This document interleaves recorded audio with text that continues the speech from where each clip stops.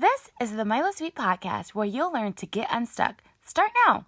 Conquer life's challenges by learning to do difficult. Find quick and clever ways to overcome. Wait, did you think life was going to be easy? Remember, all of your excuses are now dead to me. Let's get started.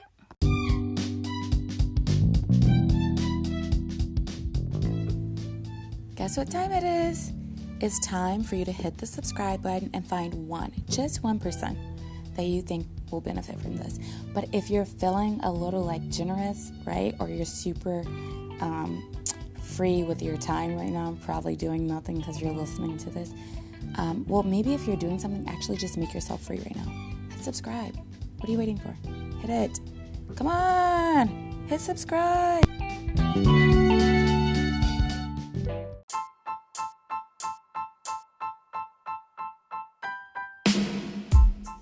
So, we're going to pivot a little bit and talk about healthy eating. What are some ways that we can eat healthy right now? It's so hard. I know. I struggle with that too, in the sense of whatever is around, it's easy to start snacking or whatever. So I'm a big advocate of only buying food I'm okay with snacking on. And I'll obviously have my certain things that will dabble into, but for me, I think it's just creating good habits. So not letting myself, even when I want to go snack, there are moments when you're going to go do it, and that's fine. Just having a lot of grace with yourself. And I've definitely had days where I'm like, all right, I'm definitely going to do better tomorrow, and that's okay. And not bringing in a ton of guilt, carrying that guilt with you into the next day. But I'm a big one of if I go to the store, I don't want to buy stuff that I'm not going to be proud of to have been snacking on all day. And I'm lucky because I don't have kids, so I know that kids have different diets and stuff sometimes, but sometimes it's all the better that you remember you have eyes watching you as far as what you're eating. But yeah, it's a big one on what I purchase. It helps me to stay accountable. And a big one with that is not grocery shopping while I'm hungry, because that is when I make the worst mistakes. So that's why I still laugh with when I come home. If I bought a bag of chips, I'm oh, this will be a nice treat. And then I eat half the bag while I'm driving home. And then I'm oh, that's right. Do not grocery shop when you're this hungry, because you lose your sense of what you're doing. That is so true. I think it's a double-edged sword, because I will say if you already have unhealthy habits, I've had to turn a boat around of unhealthy habits to healthy. So once you get them healthy, it's amazing because they're great accountability partners. They're no, we need our green vegetable. No, we need this. But when you're trying to turn it around, you kind of feel it's war. It is war. People will cut you for their snacks, their treats. They will cut. And so I feel it's challenging, but I one thing that did help me was just focusing on one thing at a time. Our one goal was hey, let's eat a green vegetable every day. So even if there was a bucket of fried chicken, there was a green vegetable next to that fried chicken. And over time, it creates a domino effect. They're okay, now we add a smoothie for breakfast. Even if we have something else for breakfast, we have some green leafy vegetables with that. And it creates a trickle-down effect. So I feel in our house, you can eat anything, but you need to say, how can you make that healthier? And that's our commitment to that. And we all have individual healthy goals, because I feel food is based on what your body type is, but we try to hold each other accountable with that. So I do the purchase idea, because that is actually, I feel that's 90% of our success is we really try to buy things we do want to indulge in, or we have more self-control with. So certain things I wouldn't do well in our house. Okay, so you're going through COVID as a single woman. How do you stay motivated? What does that look like?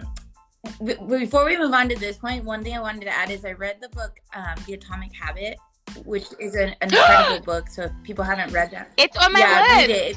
It's really on my list. But it just talks about when you talk about, okay, if you want to eat healthy, what are some ways to make it significantly more convenient? Or if you want to stop eating bad food, what's a way that makes it a lot more challenging? So that's kind of the whole, when I'm snacking, if all I literally have in my fridge to snack on is carrots and celery, I either am going to snack on that, or I'm going to realize I'm actually not that hungry right now. So it's that's kind of where that came from. but it's about being clear about with your goals, and it's all about balance, right? Like, I think you can't just sacrifice everything.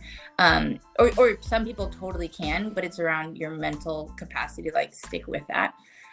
Which, yeah, kind of like leads into your next question about like single woman doing this. And it's been a lot of learning, but one thing that has been kind of cool is being able to like segment certain areas of my life. So whether it's like fitness, mental health, emotional health, eating, making sure I'm like kind of keeping inventory on like where I'm at in all those areas, so that I'm not, I don't know, I think you can teeter-totter in certain areas, but it's super important to make sure you're looking at things collectively so that suddenly you're like all areas are not on empty. So that's been a big one for me. And I love podcasts and reading. So I do those daily and meditate. But fitness is a huge one for me. I can be in any type of funk. And it's really hard. This is one thing I think a lot of people I talk to about fitness, I'm super active, is a huge part of who I am. And not being able to go to the gym has been a very big challenge, and not having like the type of workout equipment I would typically enjoy. But I was telling people, like, even me, someone who loves fitness and like loves the joy and feeling of it, like I dread sometimes the workout. So don't ever feel like if you're like, oh, this sucks and I don't want to do it, so I'm just not going to, that like we all go through that. So knowing that that's totally reasonable, and you just do it anyways. Like, I always tell people, I'm like, oh, I did the workout, and I was like, I didn't enjoy it, I didn't love it, but that's not the point. The point is that I like made a commitment to move every day, so I'm just gonna do it. Like, your feelings can't always drive your actions. Sometimes you have to just have your actions do what are more aligned with what you want than how you feel that day, which is also a really great skill to have in general. We can't just be like always emotionally driven by our feelings. So it's like a good discipline to have in general. But I always like to tell people, no one loves the workout all the time. Like, trust me, it's hard for even the ones that you look at that you're like, oh, it's probably so easy for them. And I'm like, no. I mean, I have my own workout accountability partners that text me to say like, did you work out today? And I've even done workouts 9:30 p.m. at night where I'm like, I really don't want to today, but I'm going to do it anyway. So that's something I like to remind people. You just brought out something really interesting that I've never, ever had. A workout accountability partner? What is that? Kind of just check in with each other. But like if we're both feeling really unmotivated, which is super easy to feel in this time, whether it's doing random, like whether it's like how many minutes or how much activity you want to do, or if it's honestly just somebody that's saying like, hey, did you move today? And like, and I believe in you kind of person, not the giving you like guilt or shame about not, knowing that we're both mutually invested in wanting each other to move because we know we're better people when we do that. But then someone that's just going to check in from like a place of caring and a reminder of like, it sucks for both of us, but we really want this. So like, let's help each other out type stuff. This sounds really horrible, and I don't know if I should be ashamed of myself or proud. I'm not sure. I think it's more the shame part.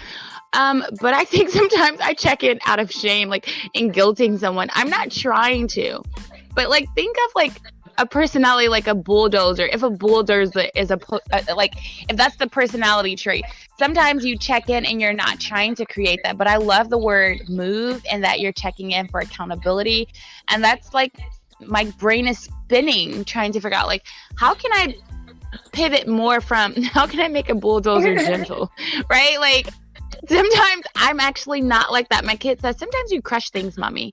And I'm not trying to, but that's just, it's a strength, but it's also sometimes your strengths are weaknesses. So I love that you said move, because I'm thinking, I gotta do it. I gotta tough it out. But that works in my head.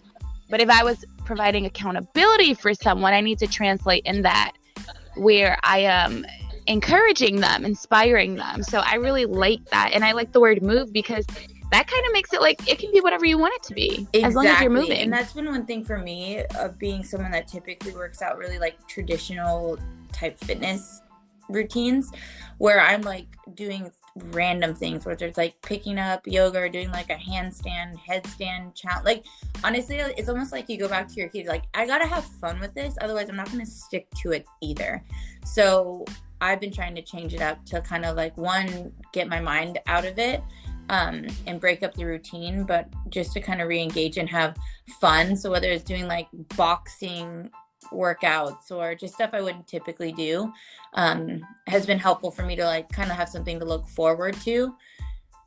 And those challenges are kind of fun too, actually, when you can see like a progression where you're like, okay, I definitely cannot do this. I am a huge believer in like, if you can dedicate 10 to 20 minutes a day on like something, and it can be super random, like I'm going to juggle for like a month or whatever it is. I really think it's crazy how much we can progress in almost anything.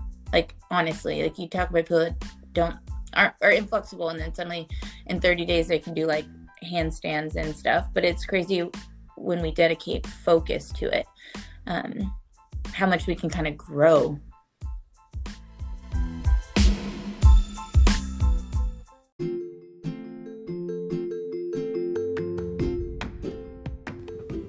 All right, that's another episode in the books.